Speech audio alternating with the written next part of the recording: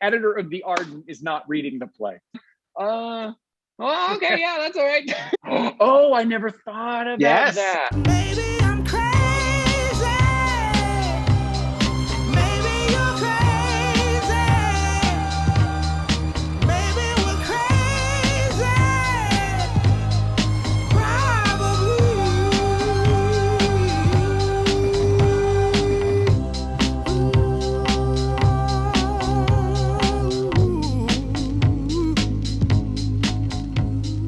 We're into Act 2, Scene 2. There's a lot happening here. Despite the rumor that it's filled with nothing but babble until the good stuff in Act 4, there is a lot going on in Act 2, Scene 2. So much so that we're going to probably break this up into a couple of segments because the material is so rich and vast, and it's extremely long scene.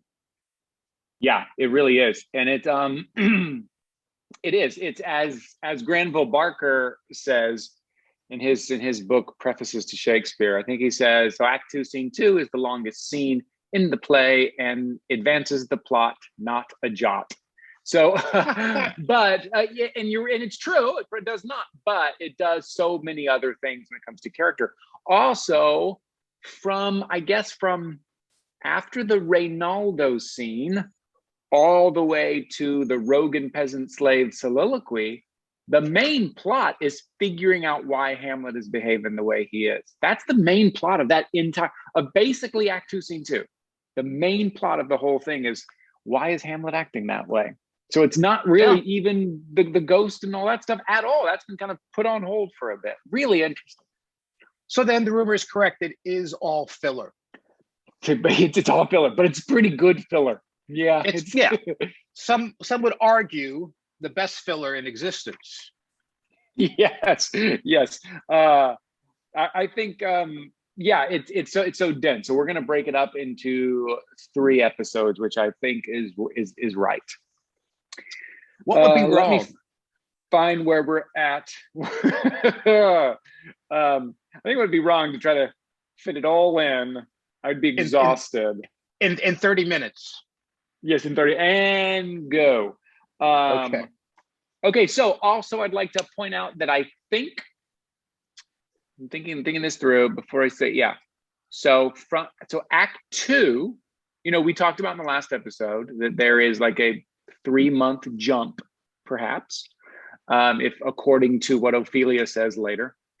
And Act 2, what we did in our last episode and all the next few episodes is one continuous, it's in real time. It's all in real time. So it goes from Reynaldo, Ophelia, Rosencrantz and Guildenstern, Fishmonger, Rosencrantz and Guildenstern, and Hamlet. Then it goes to the players arriving, soliloquy. That all happens in real time. There's no time jumps in any of that. That's interesting.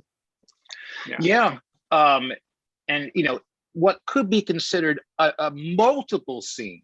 Again, in Shakespeare's time, and correct me if I'm wrong, it may not have been broken up as Act 2, Scene 2 as such, right? But the fact that someone, maybe after Shakespeare's death, did it as such and yet kept it as one piece is very telling of what I don't know.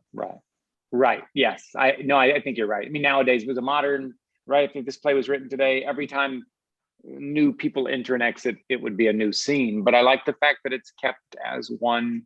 It's not only continuous, but it's in real time, which is cool. Which, when you're reading the play, when you are directing it, which you and I keep talking about being in a rehearsal and directing and acting it, I think you need to be aware of that it is in real time, because when Hamlet shows up, he should be dressed the way Ophelia just described he was dressed. I hate that you see productions all the time. Ophelia describes doublet all unbraced, whited his shirt, his ungartered, fouled and down gift. And then he shows up and he's not laughed at all. And he shows up really literally 8 minutes later. You don't have to overthink this play. You don't have to reinvent these things. Just listen to what's being said. I think it also connotates the importance of pacing in the show. A successful Hamlet is well paced. You and I were sort of vaguely discussing, my feeling was the best Hamlet, live Hamlet I ever saw, which is the Santa Monica version with a cast of 5, I believe, was so well paced and was so Yes. exciting. And that's, I think, the way the play was meant to be performed. I think you're right. I think pace is absolutely paramount, because when things are referenced and things are said and they come back, it hasn't been that long. They haven't taken that time, that unnecessary time. All right. So Act 2, Scene 2. So we ended with Polonius telling Ophelia, "Come with me. We'll go to the king, and I will tell the king that I know why Hamlet's been behaving crazy and been behaving mad." He uses the word lunacy coming up, and it's because of unrequited love, right? That's where we're at. And they're on their way to the king and queen. Yes. Okay. Sorry, a text came in that distracted me. Yeah. Shall I begin? Yes, please. Okay. So, what I just want to go into, I love the way this is, sorry, let me just switch this. Okay. Yeah. How plain spoken the king is. The king begins, "Welcome, dear Rosencrantz and Guildenstern. Moreover, that we much did long to see you. The need we have to use you did provoke our hasty sending. Something have you heard of Hamlet's transformation? So call it, sith nor the exterior nor the inward man resembled that it was what it should be, more than his father's death, that thus hath put him so much from the understanding of himself, I cannot dream of." So it's when I was just looking it over again, I love the contrast of the fact that the way Hamlet and Polonius speak in comparison to the plain spokenness of Claudius, of the king, and Gertrude as well, that you look into it, even those who are maybe not so familiar with Shakespeare, and it's pretty clear what he's saying, which is, Yes. Yes. I've sent for you. I want to, and and a very akin to what preceded the play. We have someone hiring someone else to investigate. Yeah, it's great. Yes, I think absolutely right. Hamlet and Polonius acting and speaking in a certain way with wordplay and double entendres and all this stuff. And then Claudius comes out and gets right to the point with stuff. And he's very good at that. And I think this speech, a couple of things I noticed in reading this speech over again. One is his charm, or there's the opportunity to play into the charm, because he opens it by saying, "We sent for you not only because we need you, but we really wanted to see you." That's his first. Moreover, that we did long to see you, right? Yes. But we need you as well, which is so charming and so nice. The other thing which you just read so well is that the only full stops, the only periods in this whole speech are in the middle of the line, which means, for me, if I'm following the verse, which means you continue on. You're not stopping to take a pause. If there was a period at the end of the verse line, then that would be a natural stop. There's no natural stops in this speech. So again, it's Claudius taking over the room. It's a great opportunity of what this character does, taking over the room, not letting anyone jump in until he's finished saying what he needs to say and finish charming the pants off a couple of guys. Yes, it's, as we shall soon see once Polonius appears, in court, it's a performance, and in such, the person's verbiage is adjusted to the room. And no one speaks in like, "Hey, what's going on?" It's very much in the continuance of myself. I speak of what is the meaning. I mean, like, it's very grand. It's very colorful. Mark Polonius's speech when he appears, how he talks to the king and queen as opposed to how he talks to his daughter or Laertes. Even though it's not too far, it's still. No, that's a really good point too. Even Hamlet does it. I mean, his whole scenes, Madam, nay, it is, I know not scenes, is theatrical and in public and in court, and how he phrases that. And that's going to come up a little bit later. I think we're going to see in Act 2, Scene 2, which we're only doing 1/3 of it today. I think I read that 3/4 of it for Hamlet is in prose. He's been speaking in verse this whole time. Now all of a sudden he's going to start speaking in prose. And there is a combination between how he speaks in public and in private. And I think it's good to explore all of that stuff. But Claudius, so far, from what we've seen of Claudius, he's quite good at what he does. He's quite good at putting on that show and being charming. And he shows it real quickly in that first speech. So I call his transformation. So this leads me, well, why don't we read the rest? Go ahead and read the rest of the speech, and then we'll talk about kind of what this says about that 3-month period that we're missing.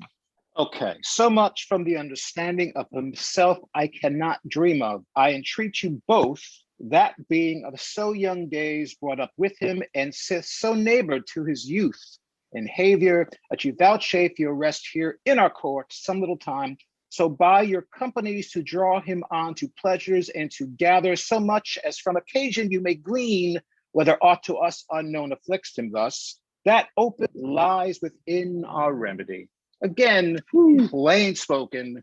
Yes. Very smooth. And a curious, interesting thing is that what brings to mind, in addition to, of course, the king's grandstanding, and he's speaking to Rosencrantz and Guildenstern, but also to everyone, for that matter, makes me wonder: do they not know Horatio's in town, or that Horatio's been around? Because Horatio kind of knows Hamlet too. We think it's odd that they figure we need somebody. What about Horatio? No. Rosencrantz and Guildenstern. Those are the guys Hamlet just won't shut up about. Those guys, he loves those guys. Well, that's a good point, because the queen is about to say, what did he say? I'm sure 2 men there is not living to whom he more adheres, which doesn't seem to be the case at all. No, I mean, so is he's plain spoken, and she's bullshitting essentially, which is unlike Gertrude. Or how much do we know Gertrude? Maybe we don't. Or do they just not know Hamlet? They just think like, oh yeah, they grew up right. Exactly. Maybe they're just picking the wrong guys, right? Maybe this is just like, I think that's a very good point, and it's something to explore. Are they just completely wrong about the 2 guys that they called in? So at this point, so we've been talking about kind of that passage of time. So we can tell that in that passage of time, Hamlet's been acting odd, mad, lunacy. The exterior nor the inward man resembles that it was. So he's been behaving odd. And instead of calling in a doctor, because Hamlet is suffering from grief, they call in spies, which leads me to believe that Claudius feels there's something else going on. And I think it's Claudius's guilty conscience, which we're going to see that guilt come out later in his soliloquy. It's not just, oh, the kid is depressed, but it's the kid's depressed, and I think there's more to it. So I need spies. Yeah, it's funny. I never thought of it that way. But right, it's the thought process is something's going on with Hamlet. Well, his father's dead, and you marry his mom. No, something else. And he actually says a line. Yeah, it's right. He's like, yeah, right. No, that's probably not it. I'm like, well, no, it's that's not it. What else can it be? So, right, if for the actor playing Claudius, it's like, wait a minute, what am I really thinking? Yes, that's right. How much, not that I suspect that he ran into the ghost of the guy I killed, but there is he's not just scot-free, feeling like I got away with this and everything is fine. Once Hamlet started acting strange, it's now become an issue. And I love this phrase. It just reminds me the first time I did Hamlet at the Alley Theater, we did this whole kind of workshop. The director did this whole workshop and made each of us do kind of a project of Hamlet based on like a famous writer, like as if another writer had written this play. Really interesting. And somebody chose David Mamet, and he chose he rewrote a scene between Claudius and Rosencrantz and Guildenstern, and they kept repeating over and over, as Mamet does. Mamet will write these quick phrases over and over again, and everyone repeats them. He kept writing the phrase, "Glean what afflicts him." And it was so great. This whole scene just came down to glean what afflicts him. Glean what afflicts him. Yes, glean what afflicts him. And I can never get that phrase out of my mind, which I think is great. Taking this line, whether aught to us unknown afflicts him thus, that hope lies within our remedy. I think it's fantastic. Anyways, that always reminds me of that. Which is exactly what you just said before, which is what Act 2, Scene 2 is really about. You know, where aught to us Yes. unknown afflicts him thus. What's Glean, happening right? with this guy? Yes, it's all about trying to glean what afflicts him. It's so great. It's so great. And may I mark it also that at the climax of Act 2, Scene 2, Hamlet speaks of what afflicts him. In Rogue a Peasant Slave, he just says, okay, yes, you all been talking about me. I could feel it in my bones. Here's what's going on. I got a job, I'm not doing it, et cetera, et cetera. So, you know, yeah, right. it makes you wonder again, like, was that the idea behind grouping this together? I don't know. That's just conjecture, but still, I like that. That's Right. where it leads to the big climax.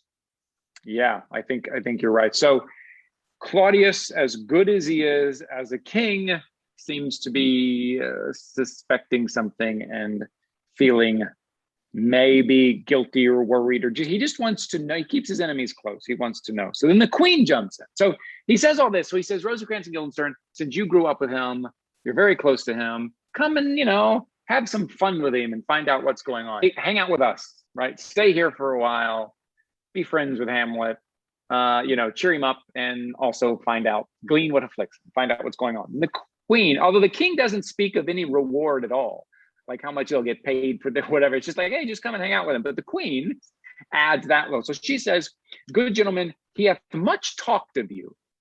Really? Okay, Yeah. all right. And sure I am.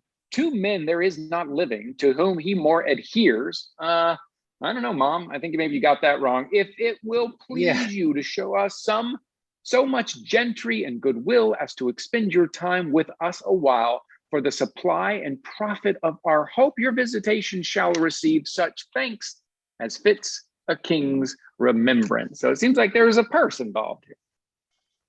Yeah, it makes me wonder too. I mean, and we'll get to this in a second, because the curiosity again, we're back to performance again, and Rosencrantz and Guildenstern's response is very curious, because they finish the line, interrupt the line, as fits a king's remembrance. Rosencrantz in turn replies, both your majesties might, by the sovereign power you have of us, put your dreaded pleasures more into command than to entreaty. It's like basically saying, we will sell our souls, not a problem. Just tell us what to do. We are nothing but your servants. I'm like, whoa, that did not take much convincing. So much for their kinship. I mean, how did they even meet Hamlet? It seems like their connection with him is so tenuous to the point that maybe they only met once. I mean, that's an exaggeration, obviously, but yeah, well, I think also they maybe don't see the spying part of it. I think they hear the, what is the bring him on to pleasures, and I think they see it innocently as our friend's upset and depressed, and his mom just called and said, come over and hang out with her friend. I don't think they see the spying part of it, because when they do go back and report back to Claudius, they don't report what they saw of Hamlet. They actually report the opposite, but we'll get to that. But you're right. But Rosencrantz is saying, which is great too, he says, hey, you don't have to entreat us. You don't have to offer us anything nice. You just tell us, just command us. But then Guildenstern jumps in and was like, but that's all good if you want to give us stuff, great. Yeah. And here give up ourselves in full bent to lay our service freely at your feet to be commanded. I've heard once of a production, which there may have been more than one, but one production I read about once, and this has always intrigued me, that because you can look through at Rosencrantz and Guildenstern's lines, and they really are distinct in who they are once you really look at the lines, which we will. They're not just like, they get confused because they're names and stuff, but they really are distinct in who they are and who's kind of in control. that it was an actor played Guildenstern and Rosencrantz was his puppet that said all the things that he was thinking that he wouldn't allow him to say. And apparently it worked great. Wow. That's which is pretty awesome. funny. Yeah, it's pretty cool. It'd be worth exploring something like that. So Rosencrantz. So Rosencrantz says, "Sovereign power you have of us, put your dread pleasures more into command than entreaty." Guildenstern interrupts or completes his line and says, "But we both obey, and here give up ourselves in full bent to lay our service freely at your feet to be commanded." And then, as things Shakespeare does so well, repeating names, repeating places.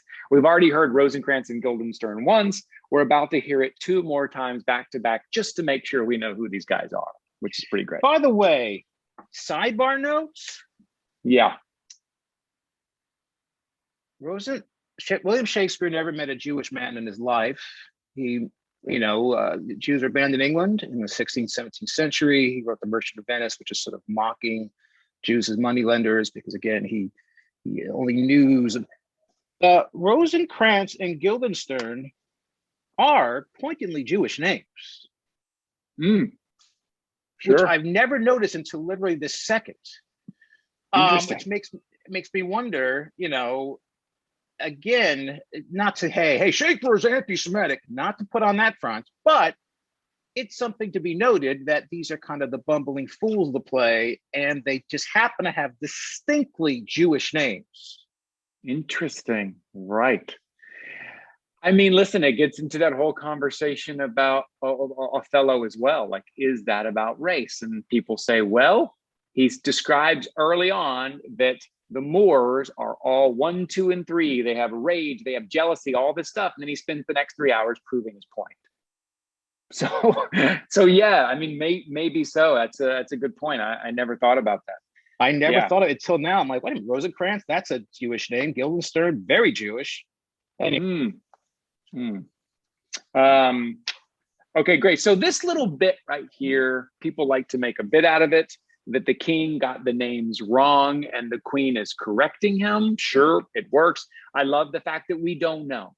Is it a bit? Is it not a bit? Did Shakespeare intend it to be? I have no idea, but you have an opportunity to make something out of it if you wish or not.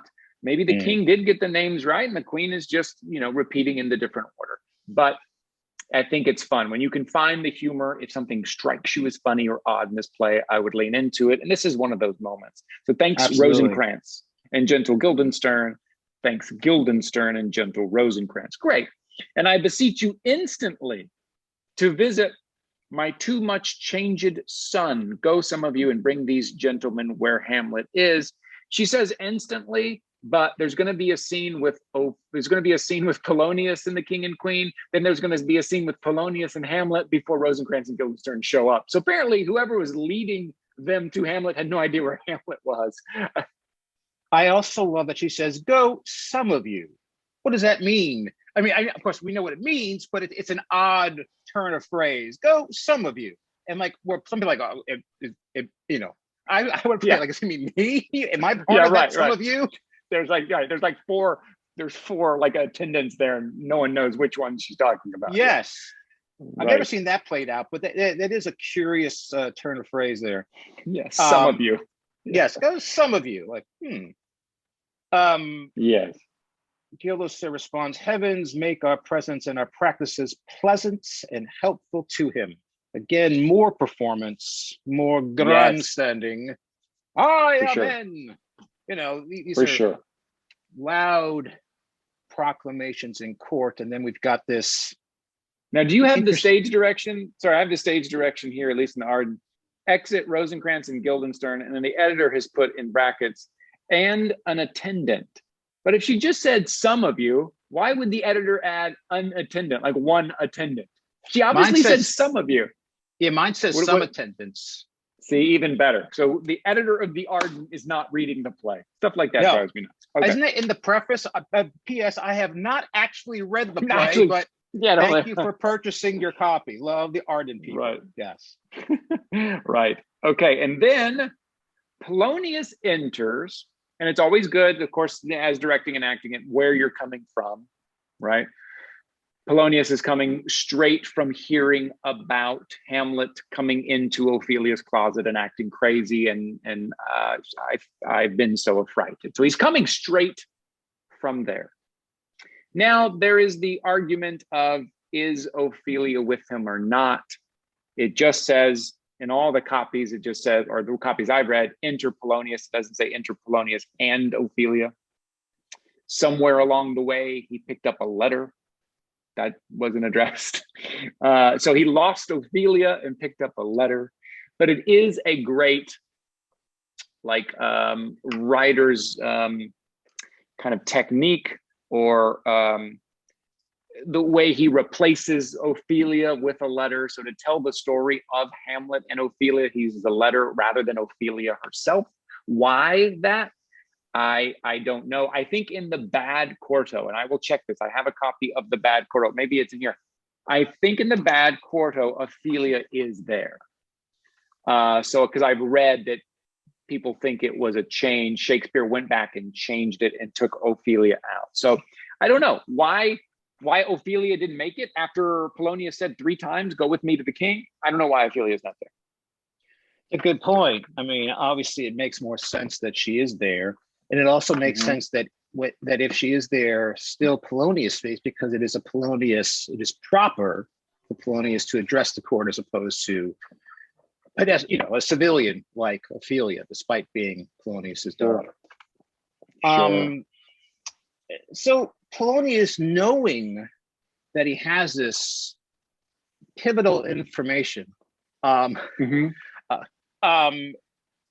what he feels is a solution to the question of what's going on with Hamlet, instead, he, again, being a performer, because this is a play about acting, done by actors, written for actors, by an actor, he wants to do a good opening act first. He's like, I could just rush and be like, I got it, it's Ophelia. No, he's like, no, let me warm up a bit with this bit about the ambassadors from Norway. He said, the ambassadors from Norway, my good lord, are joyfully returned. And so that's the first thing he says. He doesn't say, and then the king, thou still hast been the father of good news. Have I, my lord? And then it's interesting to see that Polonius reveals, of course, his pride. He is so proud of himself for gleaning this information from Ophelia. Have I, my lord? I assure my good liege, I hold my duty as I hold my soul, both to my God and to my gracious king. And do think, or else this brain of mine hunts not the trail of policy so sure as it hath used to do, that I have found the very cause of Hamlet's lunacy. I mean, such grandstanding. I love, a couple of things he does. Well, I love that he not only says, oh, let the ambassadors go first and I'll go second, but he teases what he's going to talk about. So in other words, it's like, oh, no, you go first and then I'll give away the $1 million prize. It's like, what? Let's just cut to the $1 million prize. Yes, he's like, well, you don't play Stairway to Heaven as the opening song. You wait until the encore, at least the final song prior to the encore. You can't do that, but just let you know, I've got the big one coming. Dun, dun, dun, dun. And then it's great. The king's like, oh, speak of that do I hear. Oh, give first admittance to the ambassadors. My news shall be the fruit to that great feast. Like, oh my gosh, he is like living on hyperbole. Yeah, and he's playing the room like a fiddle. It's great. Yes. I've got these wonderful news, but no, let them go first. It's so good. It's so great. It's so good. Oh, so just to check, in the Bad Quarto, in Quarto 1, which we call it the Bad Quarto because it's so far from anything else, but there's a couple of interesting notes you can get from it. But in that, it does say enter Corambus, which is Polonius, and Ophelia. So in this original Quarto 1 version, Ophelia was in the room. And somehow at the revisions of this play, Shakespeare cut Ophelia from the room somewhere along. As we talked before, he was always updating this play as well. This play was changing a lot, but they've landed on her not being there for some reason. And I like the idea that Shakespeare doesn't have to explain it. Shakespeare doesn't have Polonius say she's waiting outside, or he doesn't have any explanation, or he doesn't go back and change those other lines. He just says, oh, you're not in the scene anymore. Let's move on. I would love to see an 8-hour Hamlet where we see the process of Ophelia, like walking down the corridor, opening a curtain, so this way, like basically Very, going very, through yeah, all very that Barry Lyndon. explains every appearance, where they go, what they do, Right. Yes, exactly right. in their So privy. she, so yeah, so he comes in excited. He has the answer, and the answer, obviously, from the way Polonius addresses it, the way the king says, that I do long to hear. This is something that has been bothering the king. This is something that has been a topic of discussion. This is an issue, which drives me nuts in this scene when you see the king and queen only half listening to Polonius. A lot of times they have them canoodling or something and only half listening, or drinking and eating. No, it's very clear in the text. I mean, the king has hired spies to find out. Polonius comes in excited. The king says, I do long to hear. They're invested in what Polonius has to say, which is why I think Polonius is allowed to go on and on as he does. And Polonius knows he has an attent audience because they are so into it. So to direct this play and have the king and the queen only half listening is completely wrong. Yeah. I mean, it's a play within a play. Unbespoken of, I suppose. Speak of that I do long to hear. Give them first attendance. Fruit, that's so great. Thyself do grace to them and bring them in. Okay, now this is very curious. What do you make of these next 6 lines here, 5 lines here that Polonius leaves, and it's just the king and queen? What do you make of these lines? For one, the intimate interchange between the two. Yeah, I mean, for one, the king has to tell the queen. Did the queen not hear Polonius? What was she doing? Well, my guess is that given a moment to, I don't know. I've never known what to do with these lines. I've never known what to, and also her response. So the king seems to be excited. Hey, we've figured out why. The queen's response seems to be, I think we know why. And then the king says, no, we will sift him. Like we will, again, kind of figure out through what he tells us. To me, the king and queen seem to have very different views on this Hamlet madness thing. Yeah. I think what I also like about it, it shows a rare moment of, dare I say, intimacy between Claudius and Gertrude, a rare moment of quietude where we're not seeing them speaking out to the court. They're having a moment because they're a couple. They're a married couple, wrong or right as it is, they are. And he's saying in private, he tells me, my dear Gertrude, he hath found the head and source of all your sons' temper. It's also the king selfishly saying, I'm getting it taken care of. Your son, see what I'm doing for you? I doubt it's no other but the main, his father's death and our, I love this part. He goes, I doubt it is no other but the main, his father's death and our over hasty marriage. Well, we shall sift him. Like, that's some pretty good stuff there. Yeah. Well, yeah, it could be that, but I don't know. I think it's something else. But as we said before, it's unusual, yet also for a man who is clearly guilty of fratricide. Yes, yeah. Makes sense that he would. I feel I have always felt that in those few lines, it does, for me, it shows tension between them already. Really? Yeah, he says, hey, he knows why he's mad. And Gertrude says, we know why he's mad. Are you kidding?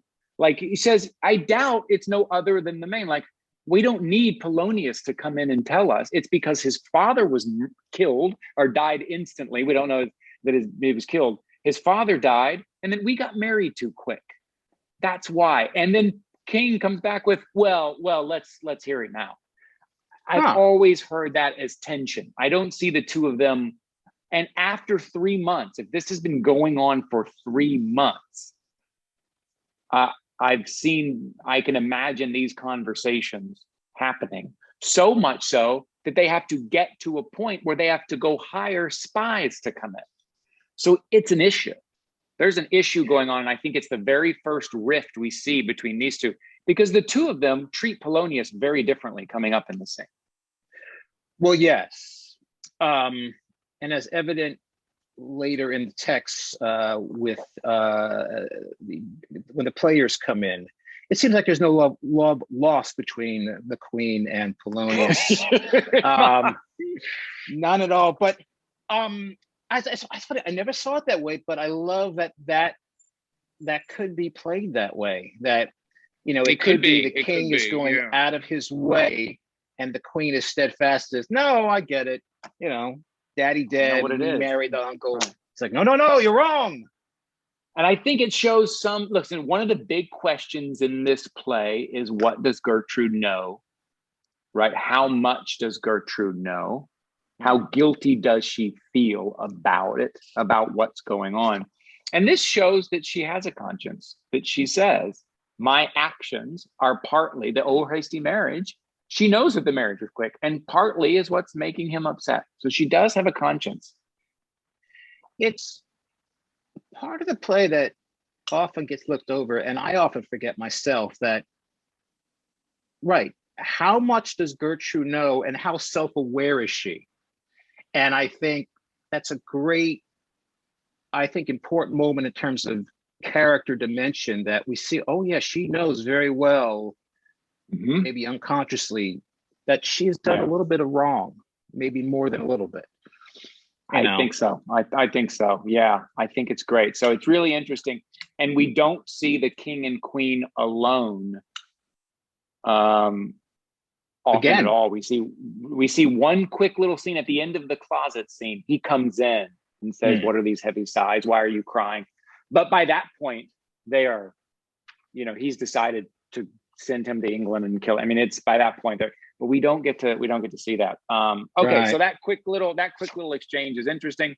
Polonius comes back in, which I can just see him just as proud as can be, like, oh, you two go ahead because I've got the good news. You guys do your little thing because I've got, I'm playing Stairway next. So you play whatever song you want. That's right. We're going to play Achilles' Last Stand until, anyway. That's not right. And so, Boltaman and I also love, you talked about pace earlier, and I think it's great. Well, we shall sift him, welcome my good friends. Yeah. Is an opportunity to be one line. Yes, of course.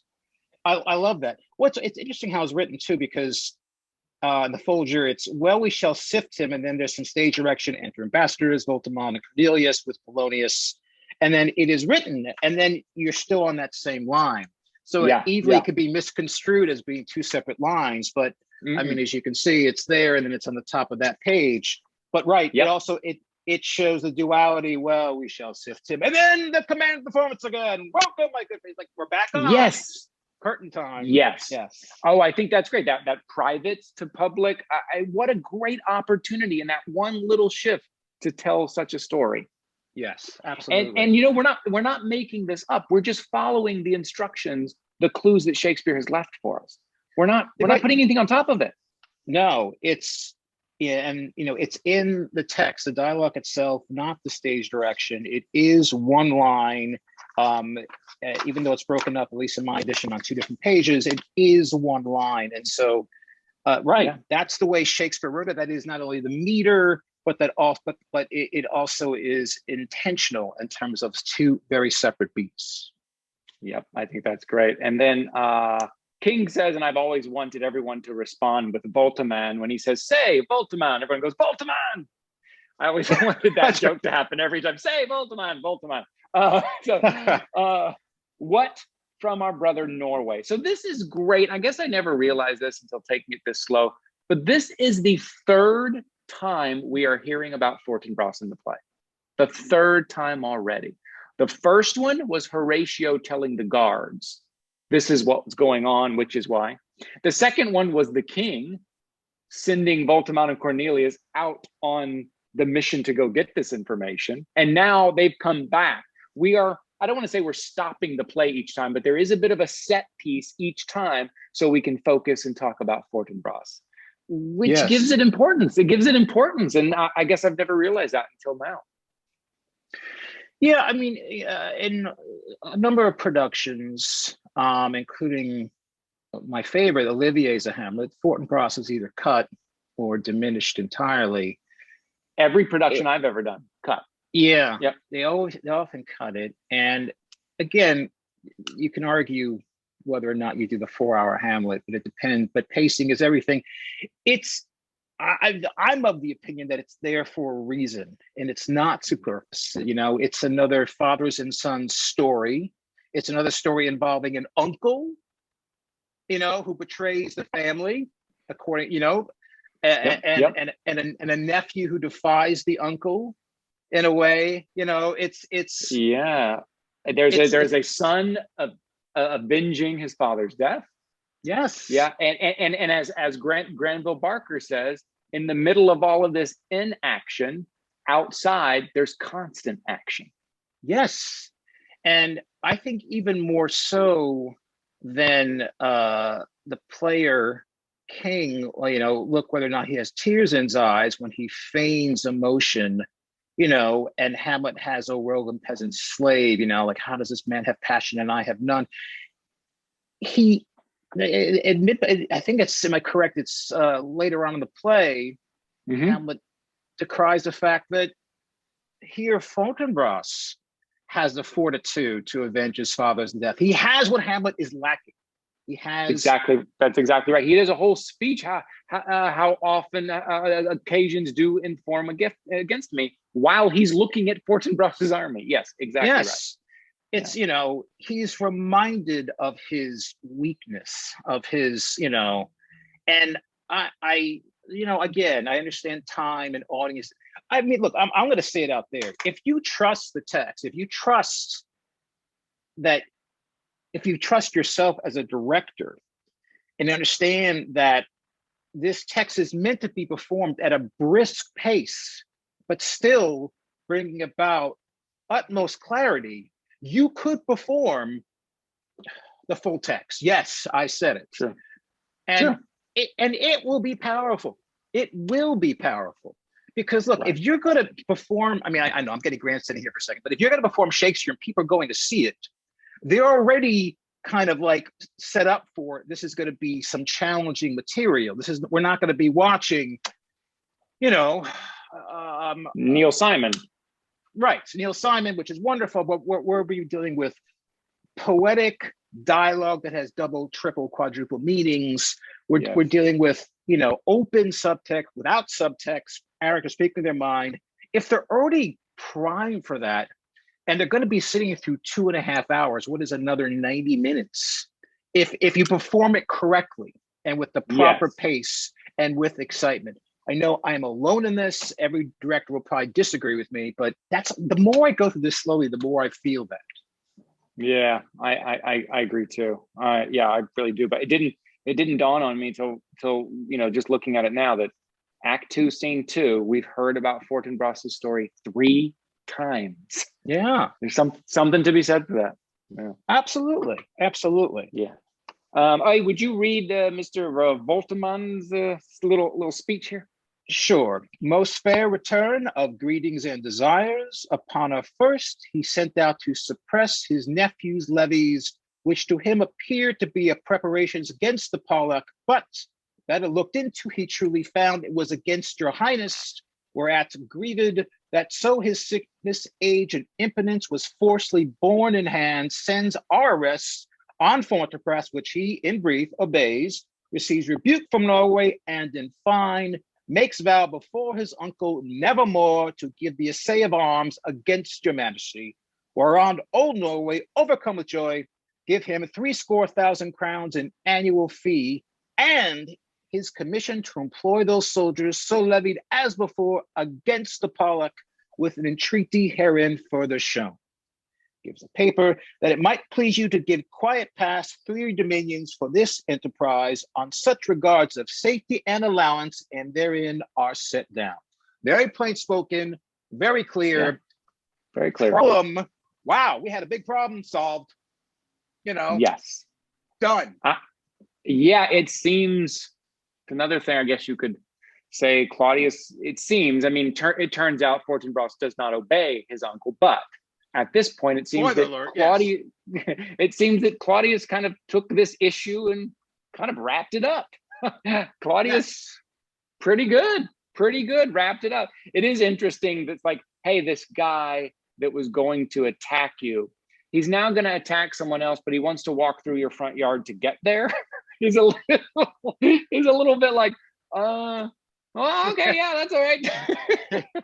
Well, right. I mean, it's what's interesting too is that in that, I don't know, 1, 2, 3, 4, 5, I don't know, 10 or 12 lines, an entire drama has been brought out in Norway. A huge drama. The nephew is going against the uncle, and blah blah blah. The uncle rebuking him and giving him money, and you know, blah blah blah. And you know, it's kind of delivered in a very sort of quaint manner, like this happened, but it's all good. And you know, yeah. And King, but that's funny. But the king is no dummy. Claudius is not dumb. It says it. Interrupted line, and therein our sit down. It likes us well, and our most considered time will read. At our more considered time, we'll read and answer and think upon this business. So he can see through this. Yes, he doesn't just sign the paper and, oh, good, go. No, he's like, we're gonna take a close look at this. Yes, he's you know. So as it's funny, you know, I don't know if you read the book In Defense of Claudius by Jerome Benton. No, it's but Claudius, even though he's evil, doesn't make him a bad king. That's another point too. It's like, show me one line that says King Hamlet was a better king than Claudius. But you know, show me when it comes to being a king and people loving him and, you know, whatever it is, the evidence just isn't there. And you get to, right, if you're reading the play and you're going by what the text says, Claudius, there's something charming about him and there's something smart about him. Yeah, I love that. He jumps in. It likes us well. We'll read it later. Meantime, we thank you for your well-took labor. Go to your rest. At night, we'll feast together. I love that. We've heard him earlier while they were on the battlements waiting for the ghost, that the king was kind of partying and stuff. And I was like, we will feast. It just feels like the king likes to have a good time. Claudius likes to have a good time, and people around him like that he likes to have a good time. Yes. And yeah, he's like, okay, well, we're going to have to, I probably shouldn't really go into detail on this in court with everyone around. So yes, well, this is fantastic. Good work. Get away. I will deal with this in private. Yes, let's all drink and be merry. Yes, most welcome home. And Polonius just cannot wait. Yeah. He finishes the king's line. He just is chomping at the bit, my friend. That's right. The business is well ended. You know, now it's my turn. They're not even out the door yet. Yes. This is well ended. I love it. Then, all right, take it away, Mike. Take it away. Talk us through where Polonius is, his mindset, what's he talking about. So he's like, here it is. This is the main event. Bum, bada, bum, bum, bum. I'm in court. The spotlight is on me. I'm going to give my most eloquent speech possible before I deliver to the king a most just, gift, which I, in my duty and obedience is in my liege and madam to expostulate what majesty should be, what duty is, why day is day, night, and time is time, were nothing but to waste night, day, and time. Therefore, since brevity is the soul of wit and tediousness the limbs and outward flourishes, I will be brief. Your noble son is mad, quiet, forth to find tremendous, what is but to be nothing else but mad, but let that go. So more matter and less. Oh, it's so good. God, isn't it just so good? I think beneath that, in addition to, of course, his own hubris, his own pride, is a little bit of, I'm a little nervous about telling the king that Prince Hamlet is gone cuckoo bananas. So I better, if I'm going to accuse Hamlet of being insane, I better cushion it. I think he's kind of thinking that unconsciously, in addition to his own, natural hubris. Is this the first time we've heard mad and madness? I think so, right? I think. Well, not from Polonius addressing the king, but certainly Polonius said that to Ophelia, that if made him mad, I'm sorry. Oh yes, right. But I mean, like the king and queen, and Polonius haven't sat around and going, "Boy, that guy's mad. That guy's insane. He's a lunatic." No, now Polonius is introducing the term mad. He's introducing the term mad, not just to the king and queen, to the king and queen and the courts. That's Oh, huge. so okay. Oh, you know what? I haven't. So do you think there's other people here? Well, the Voltimont Cornelius scene, are we to say it was in private? I guess I've always thought I thought they were only talking to. It doesn't sound like the council is there, because when Polonius walked out of the room, that between the king and queen seemed very much private. I wonder, right, how private does the king and queen on their throne get? You know what I mean? Like, are there always people around them? I can't imagine it's just the king and queen in that room and literally no one else. It's possible. I mean, could be servants, but I don't know that it's anyone else that Polonius is that means anything, right? Maybe servants at the door, you know, like the servants that she said, take Rosencrantz and Guildenstern and go to Hamlet, maybe servants, but I don't think it's council. I mean, because the king, they never refer to the other council people. They never refer to anyone else. Okay, fair enough. It seems like, I don't know. It seems like it. But you would still, that performance would still be there for sure. You are in the big room. You're in the big room, and regardless if there's anybody there or not, you're addressing the king and queen of Denmark. Yes. Better, better be on your best behavior. And of course, absolutely, the queen, after, I almost said when Polonius says, let that go, the queen interrupts the more matter of less art. So rude! How dare she? Oh, but Polonius has the great, like, you don't word fight with Polonius. No, she just showed up she just showed up with a knife to a gunfight because Polonius is gonna throw it right back at her.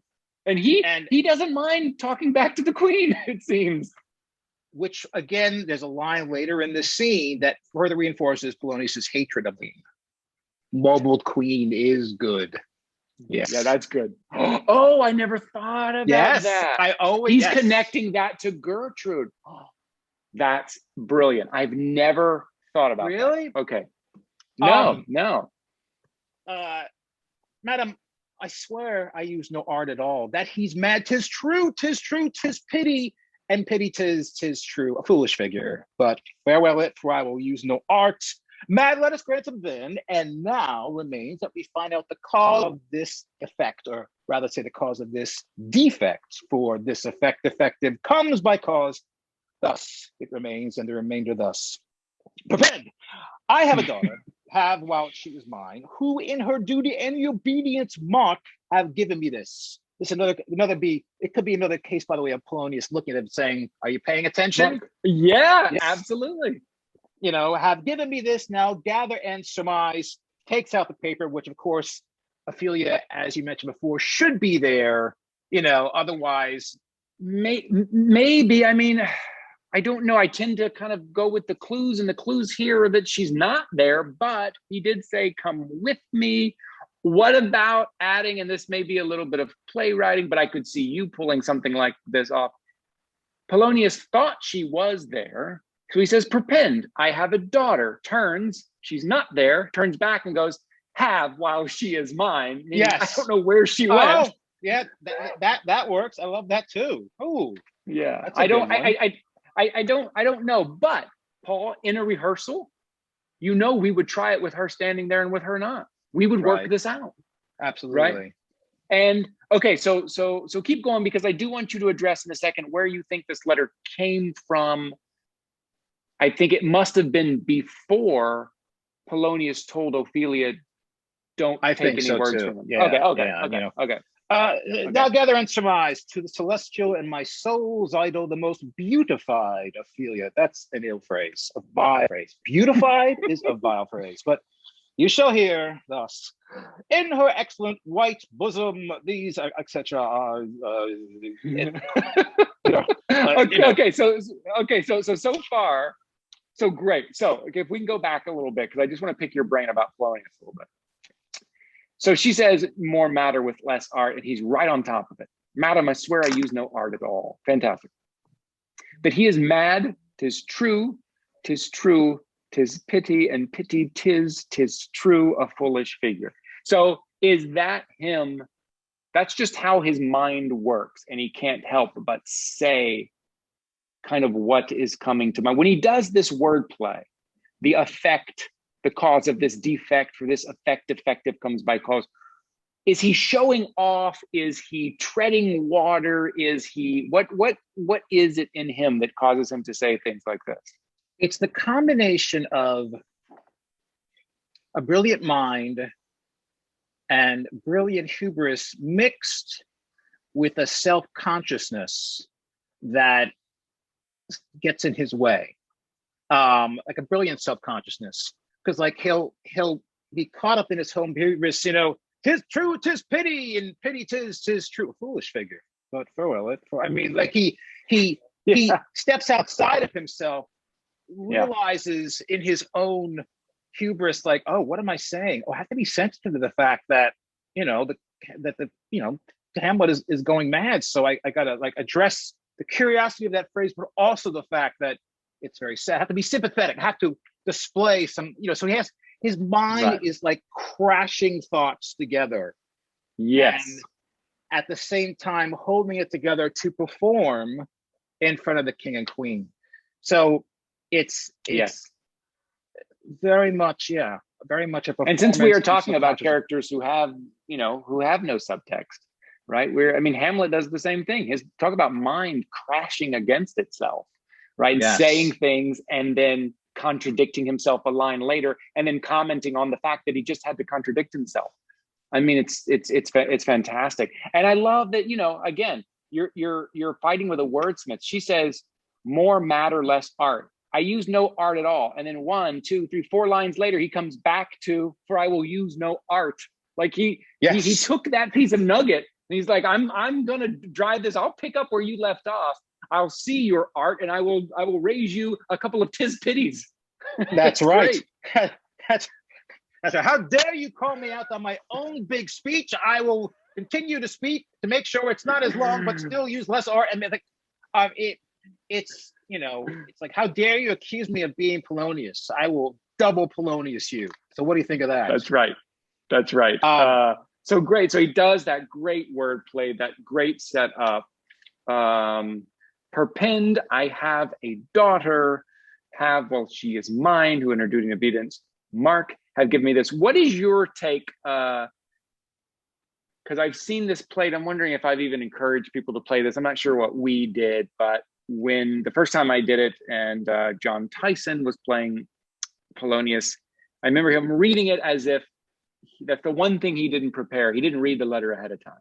So all of this stuff is catching him off guard a little bit, which I think is an interesting thing to play, which is why he interrupts himself, why he gets to white bosom and he kind of stops. He's kind of afraid to say the rest. I think, well, it's funny because the irony would be, of course, if he had not read it and it was a letter that, it might have said, dear Ophelia, you know which way to get to Norway? I like to go there. I mean, it could have been that. It wouldn't have, right. Would have been effective. Right. So it wouldn't have helped him at all. So yeah, you can look at, I think it's better. And I remember your direction as such when we did Hamlet, works better and is more engaging to the audience that way. This is the first time he probably glanced it over, like, It's like, oh, this is good. This is a love letter. Yeah. Yeah. Give me Hamlet's letters. Here's a bunch. Great. That's it. That's all he needed to go, because if he had read it beforehand, well, you could say, well, maybe he's in his head, it sounded good, but out loud, it doesn't sound as good. I mean, you can justify it 1,000 different ways, but I think it's funnier and lean into the humor, as you said, in the a moment, play that desperately needs it. Yes. For a play with such darkness and death. Yes. And it's another grandstanding moment. Now, gather and surmise. Yes. I think that production I did, the director had the king and queen walk over to Polonius. They gather, and Polonius waited for them to come to him. Like, it's a grandstanding moment. It's great. It's great. And then the queen interrupts. I mean, it's not interrupted, but the queen interrupts. Came this from Hamlet to her, so she's jumping in again. And Polonius does not does not want his performance interrupted. And right, yeah. So right, he's interrupted, and then again, it gives the Polonius an opportunity to be kind of again maybe stumbling a little bit before he gets his bearings again. Good madam, stay a while. I will be faithful. Like he's stay a while. It's so great. Yes, he's basically saying, "What's the hurry, chick?" Yeah, chill out, relax. Yeah. Good madam, stay a while. I will be faithful. Okay. Doubt thou the stars are fire. Doubt that the sun doth move. Doubt truth to be a liar, but never doubt I love. Oh, dear Ophelia, I am ill at these numbers. I have not aught to recognize my groans, but that I love thee best. Oh, most best, believe it, adieu. Thine evermore, most dear lady, whilst this machine is to him Hamlet. This in obedience hath my daughter shown me, and more above hath his solicitings, as they fell out by time, by means and place, all given to mine ear. Oh, so proud. I am on top of it. There is no stone left unturned on Polonius's watch. Right, but so this is just the setup. He hasn't even gotten to his setup is step one, Hamlet in love with Ophelia. I'm going to prove that. It's very much like a lawyer in court, right? Very much. I got to prove that. And then I'm going to prove what I told her to do. And then he behaves a certain way. He's laying it out very well. And this is step one. I do like to point out that little doubt that the stars are fire, doubt that the sun doth move. It's one of the it's not a couplet for the quartet that John Barton points to as kind of evidence of how they spoke in Shakespeare's time. He says that it sounded more like our modern day Scottish or Irish. It wasn't English. He says because words like move and love rhymed. And if you listen to Scottish and Irish, they make that sound. And he has a whole bunch of examples, but that's the one that always sticks out to me. Move and love rhyme in the accent that they have. Which is really interesting. Yeah, I think you'd find his tapes. I think it's a 9-part series that John Barton does. I think you would love that series. And of course, all the actors are there that studied with him. So you've got Patrick Stewart and Judi Dench and all these people performing Shakespeare and just talking about it. It's great. It's a really great series. So back in the 16th, 17th century when this was performed, and that portion is read, it was mauve and love? Or move and louvre. Move and louvre. Yeah. Oh, I think it would be doubt the stars of fire. Doubt that the sun doth move. Right. Doubt the truth be liar, but never doubt I love. Yeah. Why would it suddenly turn Irish in the middle of? I guess because, as you said, no. That's how they spoke. That's how they spoke in England in the 1600s. Oh, I see. So it's yeah. So I get what you're saying. I'm a little slow in the upkeep. Anyway. Yeah. Wow, how interesting. Yeah, it's interesting. He kind of points to some of the things like that. Anyway, that's how they if you ever look, there's a bunch of YouTube videos on how they actually spoke in Shakespeare's time, and it's kind of eye-opening, kind of interesting. I love that. I used to sign letters whilst this machine is to him because I just thought it was really cool. Wow. And this by machine you meant an old IBM supercomputer, right? I did that I was currently typing and printing on. Yeah. Wow. I think that's what Shakespeare meant too at the time.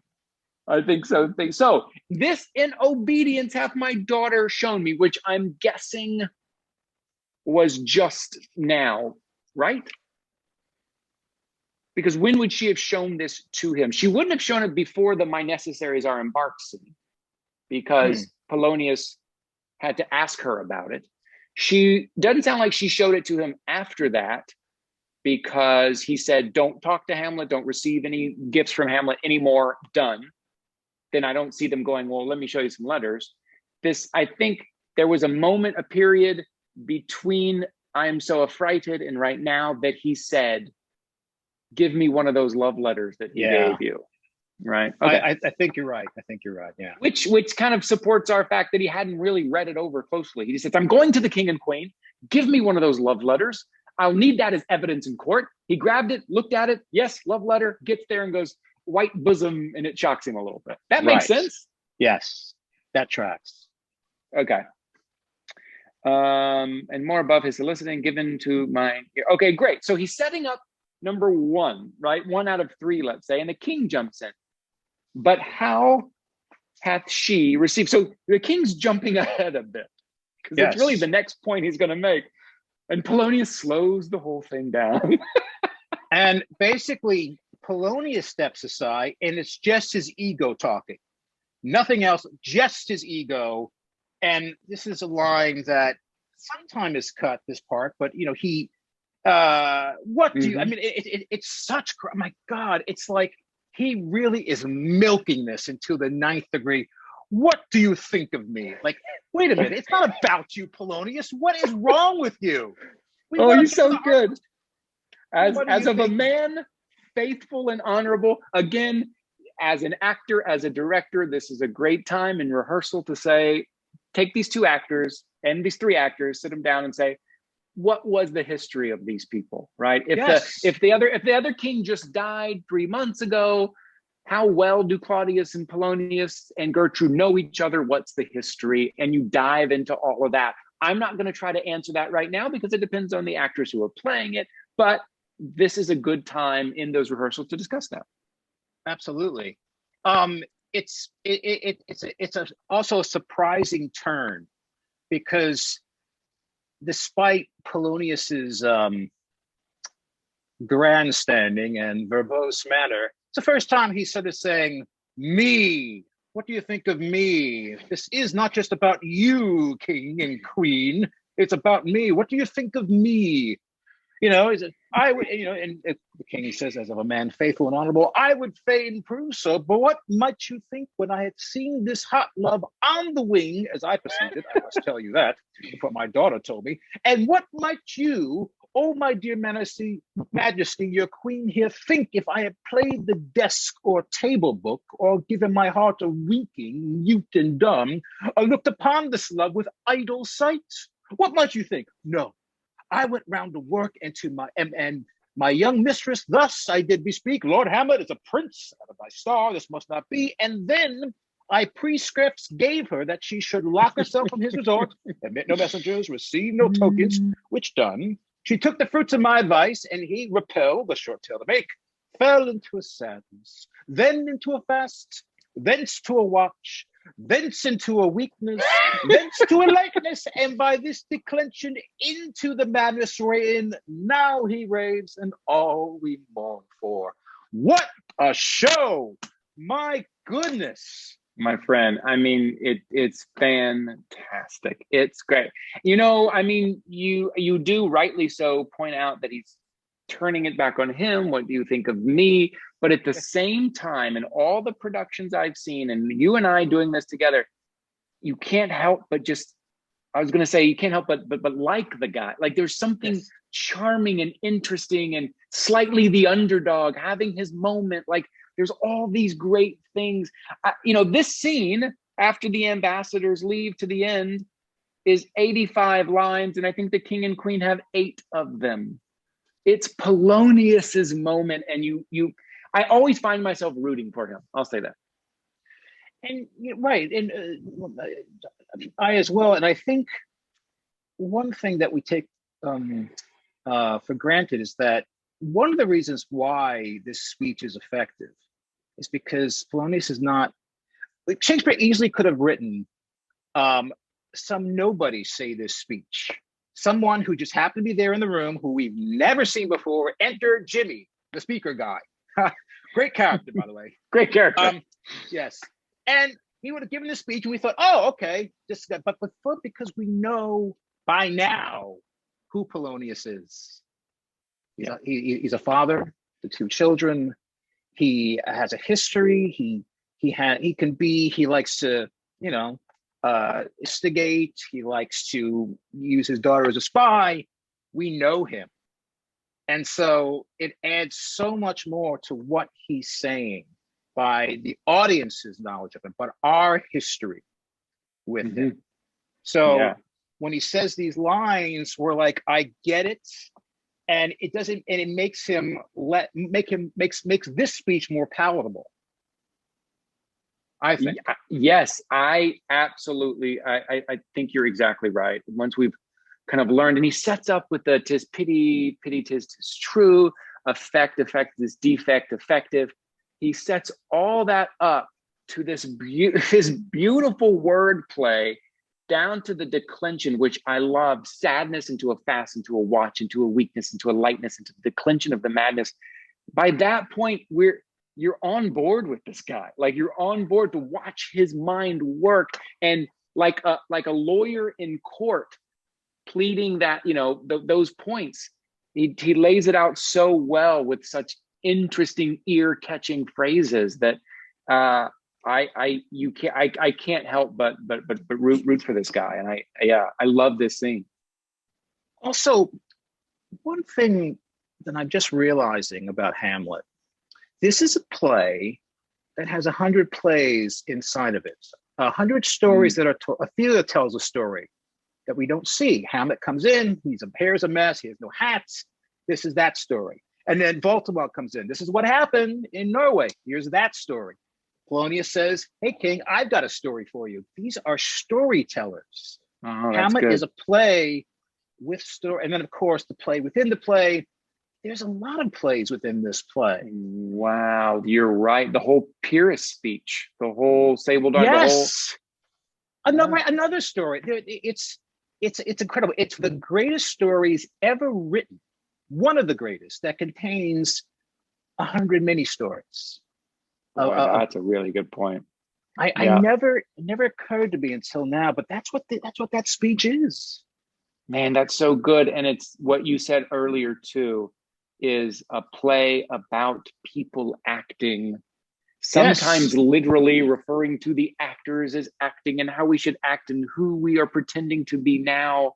And these characters have these moments. I mean, even Claudius's soliloquy. And by the end of that soliloquy, he looks at himself and goes, I was trying that out. It didn't really work out. Fuck it. Yeah. Right. That's kind of where he gets to. He was acting to be this guy. Like, yeah. And so when you get to moments like this and you get to play into that room, even if it isn't the council, but you're in the grand room with the king and queen, Polonius can put on that actor, because we know he did play Julius Caesar. He's going to say later. You get to put that on and be that person. And I think you should lean into that stuff. Because it's all there. Yeah, it's all there. Absolutely. But then the king does interrupt. Yes. Do you think 'tis this? Now, most of the time, that line is directed to the queen because the queen answers. Yes. I mean, that makes sense, I guess. Yeah. But I like that. 'Tis this? Yeah. But I Go like ahead. that it could be to Polonius and the queen answers. I like that too. I think so too. I also let's remember the king wants this to be true very much. Yeah. Because his guilt will be kind of quelled a little bit. Like if this is true, then the king can kind of relax a little bit. So in the madness wherein now he raves and all we mourn for, and the king jumps in, do you think this might be it? Really? You think this is it? This is good news for the king. That makes sense. Well, it's funny. Yeah, my Folger edition says king to queen and actually says it in the text, but I like that it could be addressed to Polonius. Okay. But again, take that for what it's worth.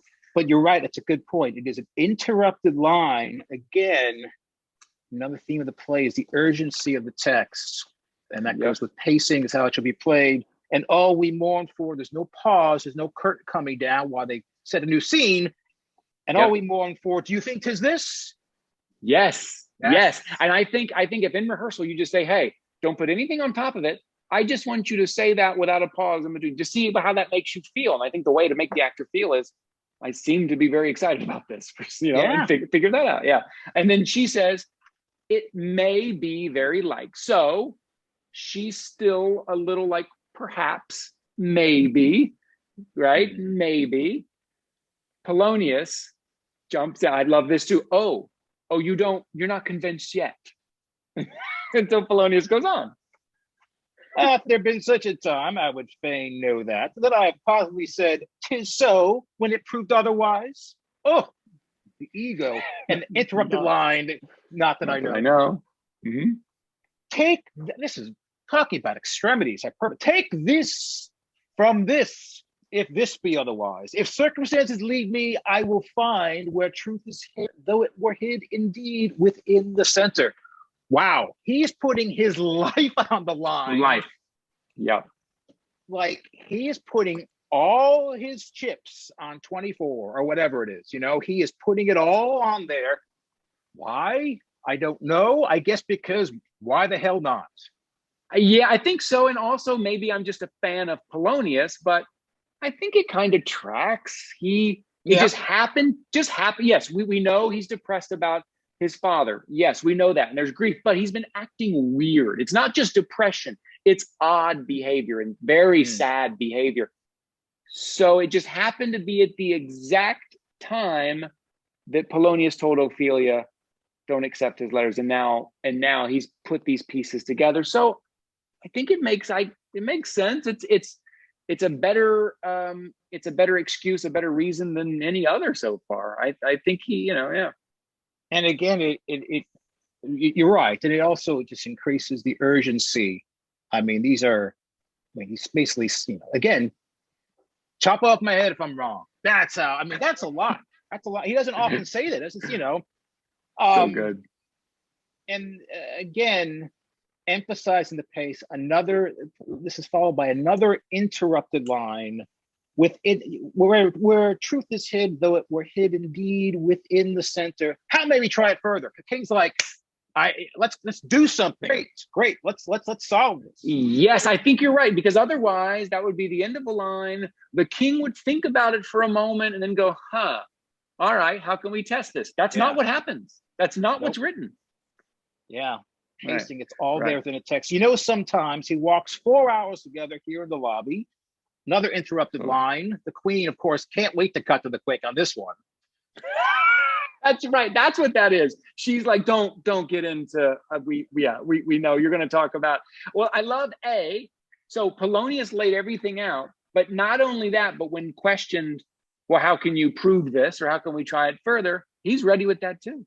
Oh yeah, he has an answer for everything. Oh yeah. In just the walk from the last scene to the he figured it out. Yeah. He's ready. He's ready. At such a time, I'll loose my daughter to him, to the king. Be you and I behind an arras then. Again, the first mention of an arras, one of the most popular objects in Hamlet, the arras. Oh yes. Be you and I behind an arras then, mark the encounter. If he loves her not, and be not from his reason fallen thereon, let me be no assistant for a state, but keep a farm and carters. Interrupted line, we will try it. Wow. He's going again. He's like, listen, you can either cut my head off, or if you don't like, fine, I'll never show up. I'll go have a horse and carriage, and I'll go run a farm. And I'm so sure of this. Well, it's funny that he goes down a bit. He offers up his life and then says, oh, maybe you don't kill me, but I just don't work here anymore.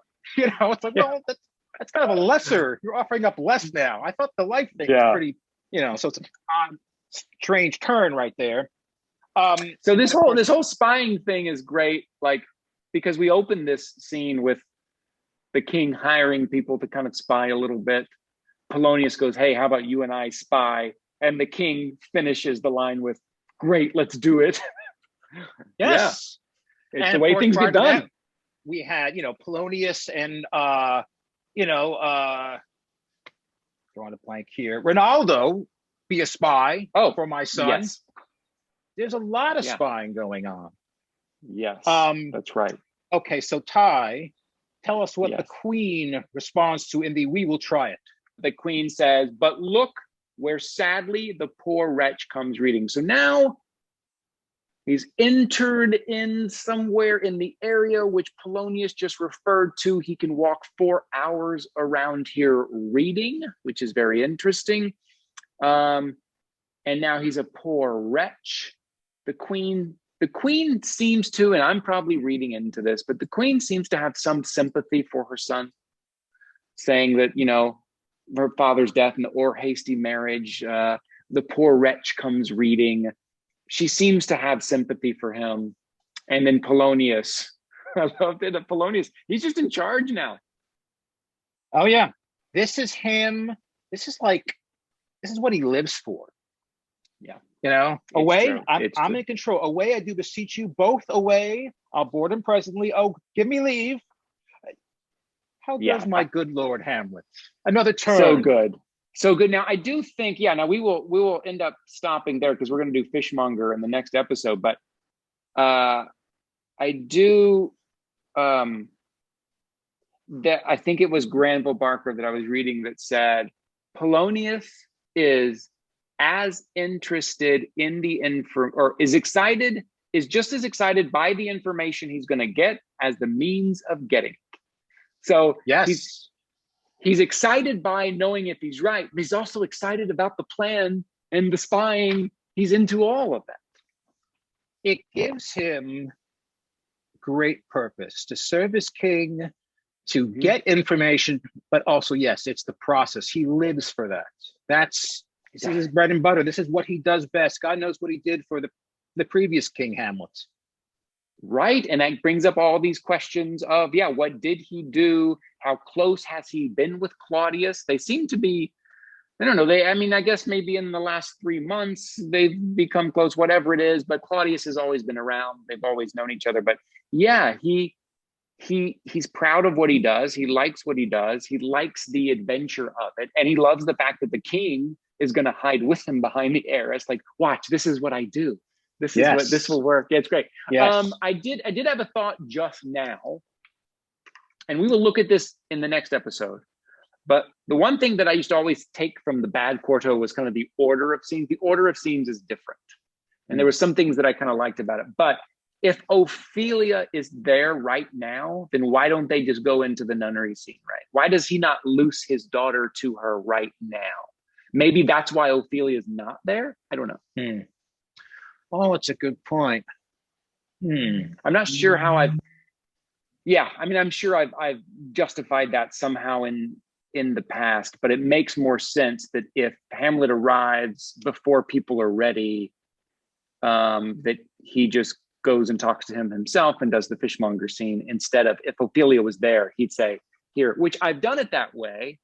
I've certainly done it to where we go right into nunnery and then to be or not to be, because in the bad quarto, to be or not to be is like right now rather than act 3 scene 2. So but I don't know, it just our discussion earlier of like why Ophelia is not there, that may be one of the reasons. I wonder, you can also say, this might be too much, but considering the way Ophelia is treated as sort of almost an appendage to Polonius, in that you can justify her being there, and so too you can justify her being hidden along with the king and queen behind the arras during this action, so Polonius can address Hamlet directly. You can. I mean, it would work in terms of staging, in terms of logic, because, again, if that all leads back to her not being there with him, then it makes less sense. Come, we will seek the king. This is the very ecstasy of love. Like, why wouldn't she be there? Why wouldn't she be there, right? I guess then you just have to justify as Polonius why, if Ophelia is standing right next to you and you tell the king, the plan is we're going to loose my daughter to him, here he comes, why he doesn't do it. Because you have to justify that.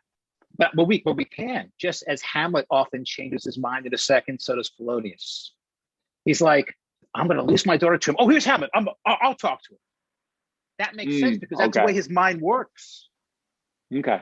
Yeah, maybe. As the moment happens, he realizes, shoot, I'm just going to ask him. He's going to go, and then Rosencrantz and Guildenstern shows up, and then he decides to kind of set up a meeting another time. That makes sense. Yeah, he could totally do that.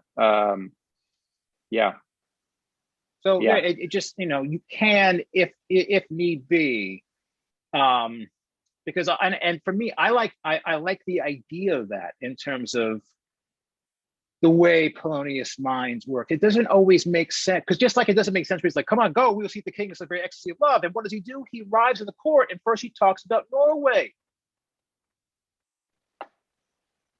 Yeah, I mean, he does that because he wants to be second. I mean, The he closing shows act. up, right? He wants to be the closing act. He shows up and sees that the ambassadors are there, and he wants to close the show. So he says, "Oh," and yeah, right. I mean, I think still his point to show up and say, "I know why he's mad," is still his driving point. But yeah, the idea of him leaving. Listen, it's a bit like four guys saying they're going to meet at the battlements, and then when we get there, only three guys are there, and there's no explanation for it. It's a bit like that. It's a bit like Shakespeare just said, "Oh, it works better if he's not like he doesn't give us an answer, and he doesn't feel like he needs to." Yeah, it's always not worried me or bothered me, but it always made me feel like, what is better, what is stronger? Because I can look at the text and I can find support in the text for her to be there and for her to not be there. Yeah, which is great. It's a great opportunity. Right, and it's a good point also. What works best, and that's where we come into it in terms of reading and experiencing Hamlet, and that's what a director decides, and actor as well. Yeah, I think so. Wow, that's man. I just love that scene. I love the words in that scene. I love the speeches in that scene. It's so great. And we're only getting started. This is only part 1 of 3. So yeah, we still have a lot of meat to digest for the other 2 parts. It's amazing. And again, we're only in Act 2, Scene 2. There are 3 other acts to contend with. There's a lot going on in this freaking play. There's a lot going on, my friend. Well, great work as always, Paul. Yes, fantastic. Enjoyed it very much. Until next time, monsieur. Until next time.